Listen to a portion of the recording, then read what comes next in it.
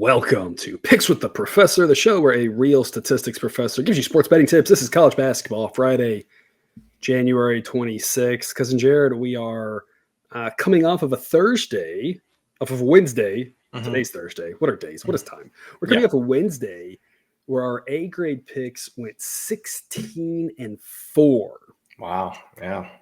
It was a great day. Thursday so far. We're about halfway through the games. A lot of later games. Talk about Thursday. A lot of times those are the West Coast games and the Big West plays and the Pac-12 plays. 3-2 on the A-grade plays so far. I say that because we talk about the ups and downs of sports betting all the time. That every week, unfortunately, can be profitable. And after a couple of rougher A-grade weeks, having a night like that gets us going back in the right direction. Saturday was a better day as well.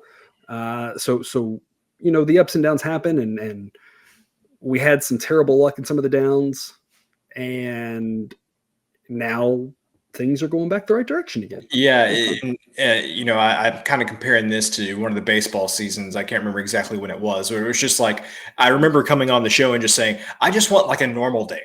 I just want to barely lose or barely win. I don't want it to just be this roller coaster. And I feel like that's what college basketball has been this year, just a roller coaster. Things are either amazing or absolutely terrible.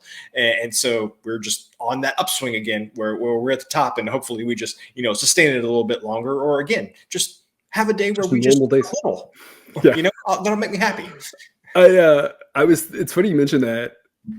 I was thinking about that today, and I was thinking about coming on this show and being like, this is college basketball and it's a roller coaster unlike any other sport. And then I was like, I'm not going to say that, because then we are setting ourselves up for a baseball season where that happens. And I know that's not real. I can't speak things like that into existence. Jinxes aren't real.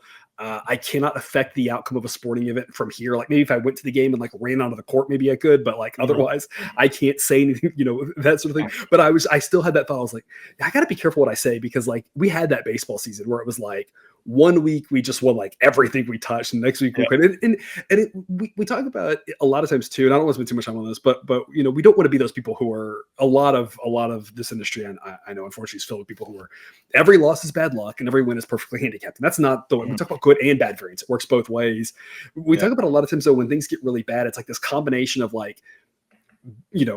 number, you just caught the wrong number, you caught the wrong hook here, you had the bad luck, you have all the 20-point leads blown, and it's like you have some bad picks and bad reads and bad whatever as well, and then that's just the cherry on top.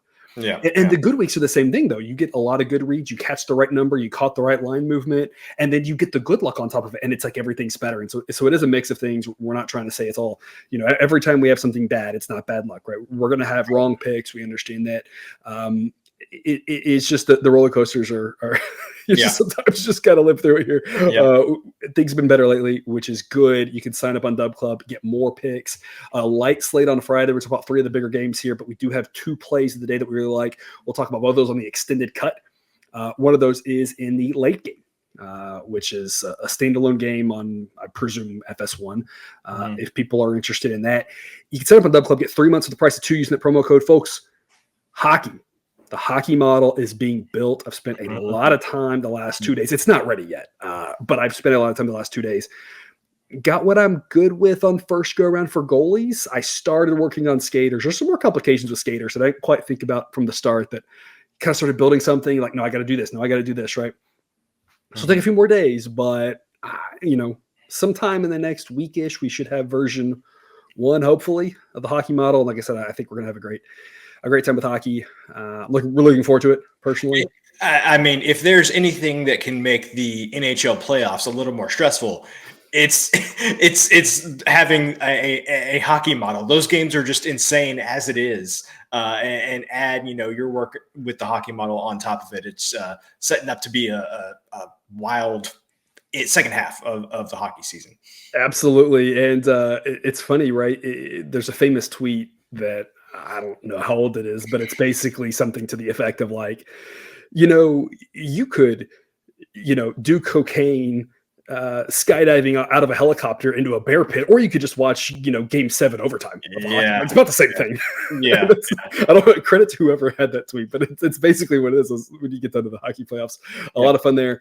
QR code on the screen will get you there. Link in the show description. Otherwise, though, short slate on Friday, but we'll get to it with the biggest game of the night, Michigan State and Wisconsin.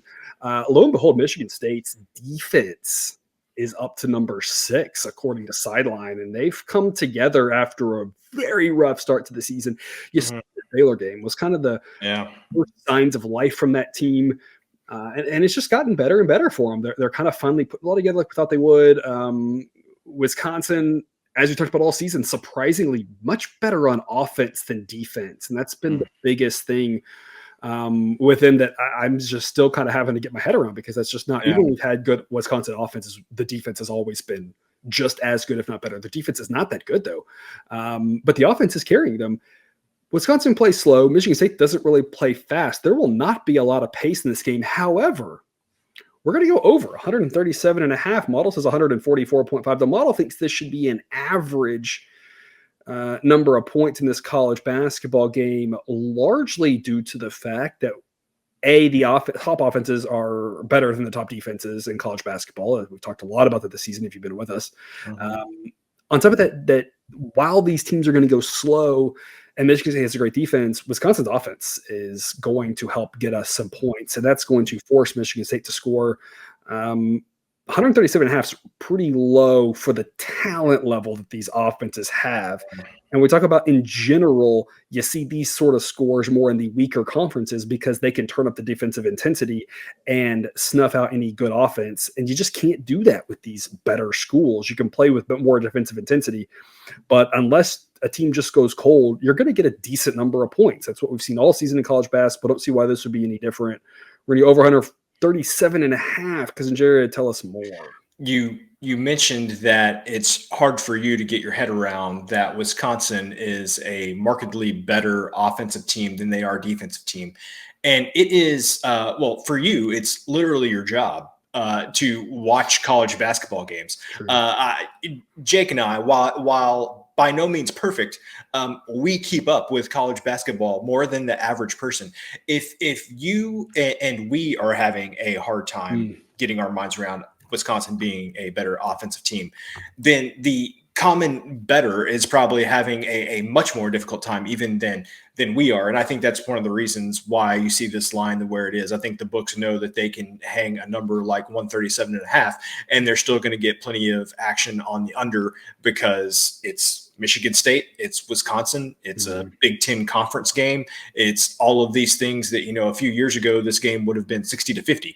And now, like you said, we're expecting. I'm pretty sure, wasn't it these two teams that in that Big Ten title conference game played a game that was like 39-36 or something? I think it was these two teams. Yeah. I mean, again, a couple of years ago, there wouldn't have been any better candidates than these two teams to play that type of game. So I think that's a big part of the reason why you're seeing this. The other thing I would say is, yes, the Michigan State defense is very good, but this Wisconsin offense is very good, and they're playing at home. I think that is, going to allow Wisconsin to put up a decent number of points. And same thing with Michigan State. Their offense, while not as good as their defense, going up against a Wisconsin team that clearly has, by Big Ten standards, not the best defense out there in the Big Ten. So I think any way you slice it, this sets up to have, like you said, an average college basketball game, and an average game gets us above 137.5. It was Penn State, and that was by now it was over 10 years ago, 36-33 in an actual college basketball game. It just seems wow, incredible. I think we're getting some value on this game because these two teams played back in December at Michigan State, and it was 70-57. That game obviously then landed at 127, went under by about 4 points, but that was a long time ago, first off. And second off, when you look at what Wisconsin's done at home, here their last home game, they put up 91 against Indiana. So you can't talk to me just about pace and say, they're like, sure, they got 91 against Indiana at Penn State. Obviously, very different team than however many years ago, but they played a game that got to 170. And so they did go under in their last game against Minnesota, but their previous 3 conference games went over, and 5 of their last 7 have gone over, and 7 of their last 10 have gone over. So it's not like it's just, you can cherry pick some unders as well. But the bottom line to me is that these two teams are combined 19-19 to the over. So it's not like either one of them, both right around 500. It's not like either one just been a hard over team, a hard under team where the books and everything just hasn't been able to catch up. And so I just think that we're getting a little bit of value here because what happened last game.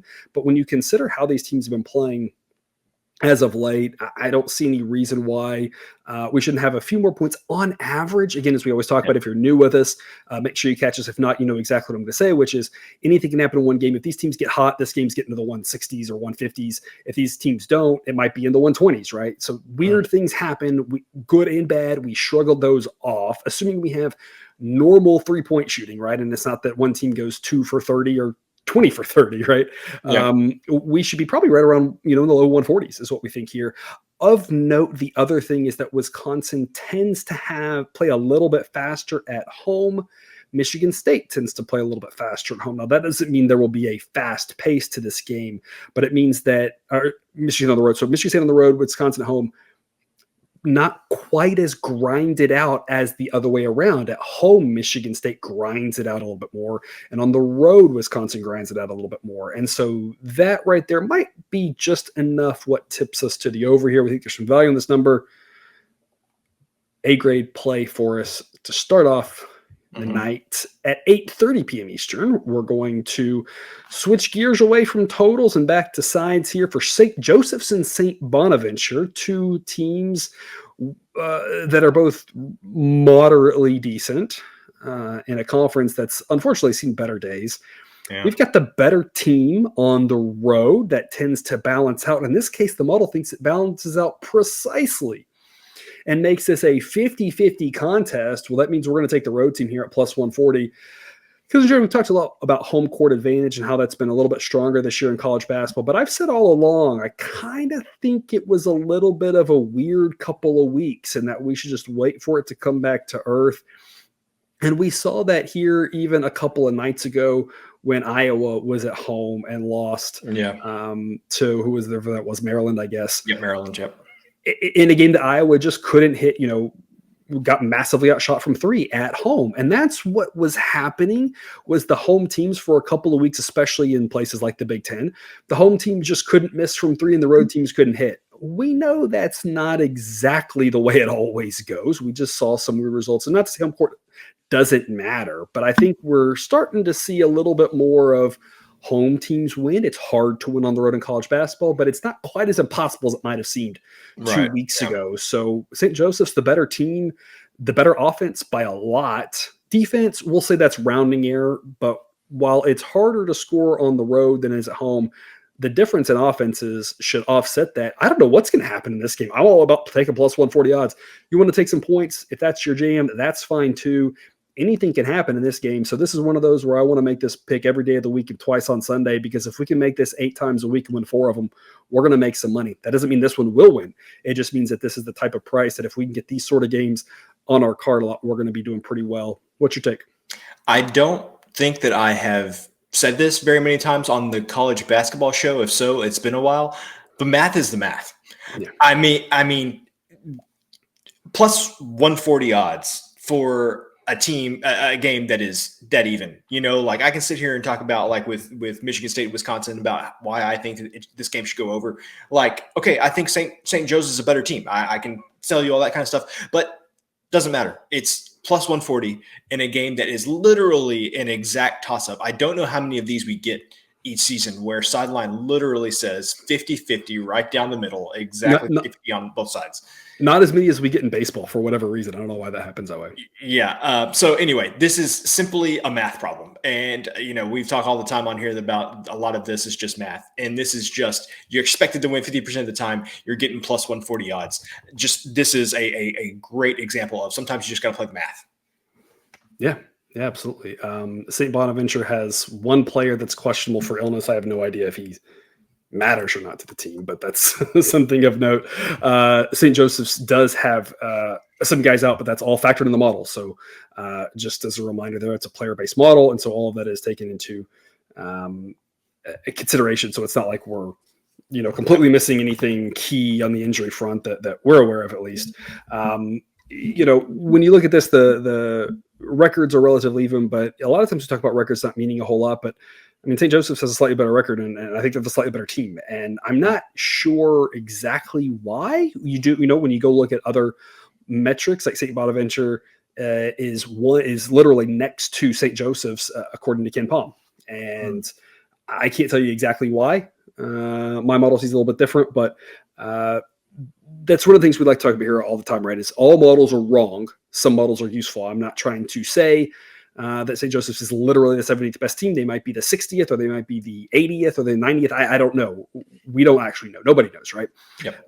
But for whatever reason, the model that I built for the most part does tend to point us in the right direction more times than not. And in this case, Sideline's going out on a little bit of a limb here and saying St. Joseph's is a better team. And again, if you go to Ken Palm, he would disagree with that. It is what it is. As a reminder, right? One result doesn't tell us who's right or wrong. If St. Joseph's wins or loses, that doesn't mean we were right or he was wrong. It's just one result, right? We would need these two teams to play multiple times to really know that. And so that's how we judge the accuracy of the model, is over a large sample size. It's not very satisfying, but I'm shooting you straight. If we win or lose this pick, we aren't going to be doing jumping jacks saying we told you so. It's just going to be one result, and we're going to take this result along with all the other results and use that to help us figure out if we're on the right track, if things need to be tweaked or not. And in this case, though, we think St. Joseph's is a better team, so it's a coin toss game. Plus 140 is always fun, and I don't know what the heck's going to happen type game. And then wrapping up the free pick show here, Utah Valley and Seattle. Because, Jared, we talk a lot about overs on the show, and even the A grades, we've taken about a 2-to-1 ratio. Now, both A grade overs and unders have been profitable, but we've been taking more overs than unders. We've seen the efficiency. We cut on from the very start that overs should be played more, and the model's done great with that. Whereas the books took a while to catch up. We're kind of getting a little bit closer to 50-50 now. And in fact, we've had more days recently. We've had a lot more unders than overs. When you just look on screen, you see Utah Valley and how much they struggle on offense and how good they are on defense. And you look at Seattle, and it's kind of the same story. This leads to a pretty good under. B grade value here, not the largest differential. I'd love to be able to get under a number in the 140s, but at least in this case, anything in the 130s gets us the win. The model thinks that's relatively likely here. Neither one of these teams plays extremely fast or slow, a little faster than usual, but this is just about defenses doing their thing in this conference. Because Jared, Grand Canyon and SFA just got through playing here on Thursday night in a game that landed, I believe, like 53-51. I'm not projecting that exact score for this game, but that's kind of what you see here happening is just good defense, the defense winning out, more possessions than not. Obviously, the ball will go through the hoop a few times, but, the way this game goes over is one team or both teams just gets hot shooting, and we don't have a lot of reason to think that will happen. It could, but I'll take my chances here with the under, given the weak offenses and strong defenses. And Jared, your true love was unders. You've enjoyed the overs in college basketball, but this is like your one true love. Your first love was the unders. So you're back at your normal your normal take here. Yeah, and I mean, I feel like this has everything that you could want as an under better. You've got, and I mean, let's take a second to appreciate for two whack teams the defenses in this game. Pretty good defenses. I mean, tip of the hat to them, what they've done on that side of the ball this season.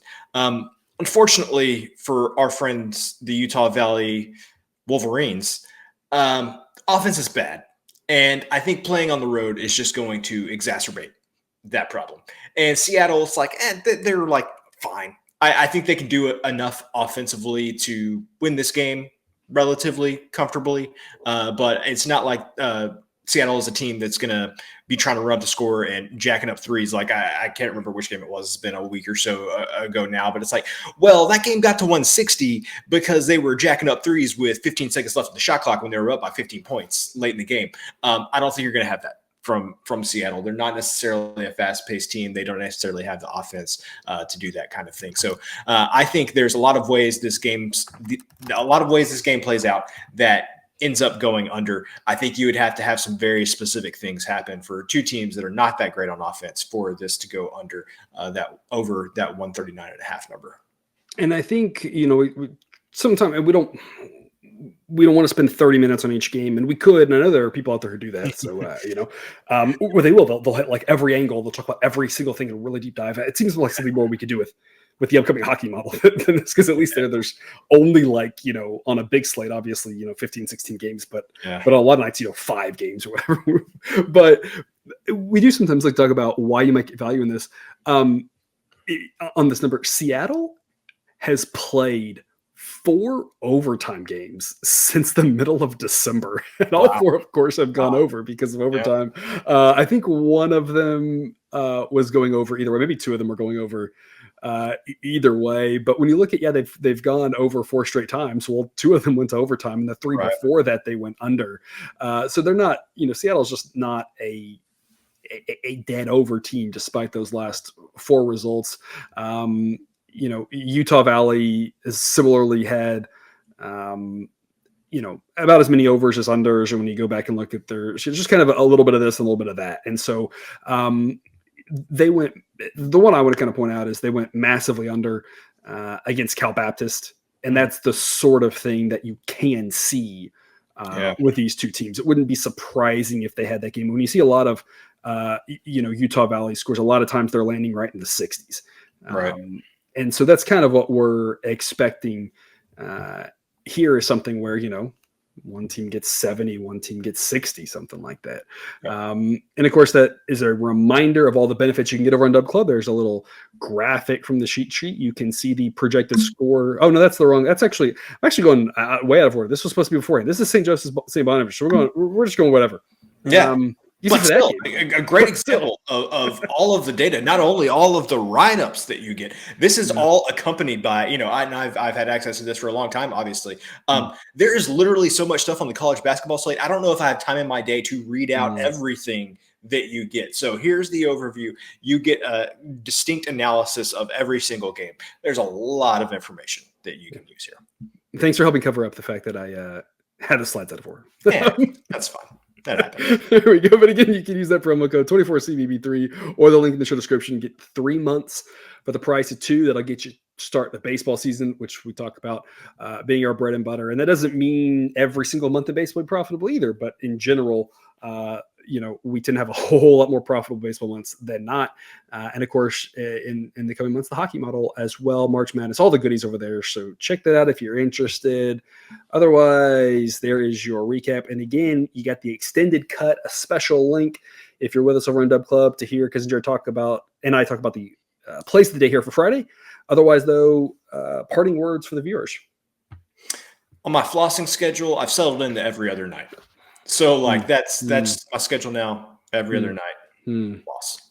I feel like this is going downhill fast, but I mean, which every other night is a lot more often than I used to floss. It's true. I feel like I feel like I'm doing great, honestly. I've thought about to try to, I don't want to say differentiate, but just as an extra, what if I had a hat where I wrote down life advice and just picked one out each day and close with just a little bit of, fun life advice. And obviously people can take whatever they want, leave whatever they want. But obviously one is to floss, because I had a root canal almost a year ago now. And it was the most painful thing in my life. And I was how do I avoid that? And I was floss. I was okay, well, I didn't when I was younger. Maybe that's the problem. But he was keep flossing, and I was okay, well, I'll make sure to do that, because that was terrible. But I've thought about things, especially New Year, right? New resolutions and everything. People talk about new habits, and I've done a little research into habits, and if you know anything about them, right? One of the best ways to form a new habit is called habit stacking, right? Where you take a habit you already have and you attach a new habit to you do that afterwards, and you can stack multiple, a little food for thought for people out there. If you're looking, I don't think I've ever told you this. Track with you. I don't think I've ever told you this. When I went to college, I remember you telling me that college is all about the habits that you develop, because it's the first time that you're on your own and everything. And it's about whatever habits you develop while you're there on your own. And I remember specifically, I was laying in bed when I started college, and I was I can do whatever I want. I don't got to brush my teeth.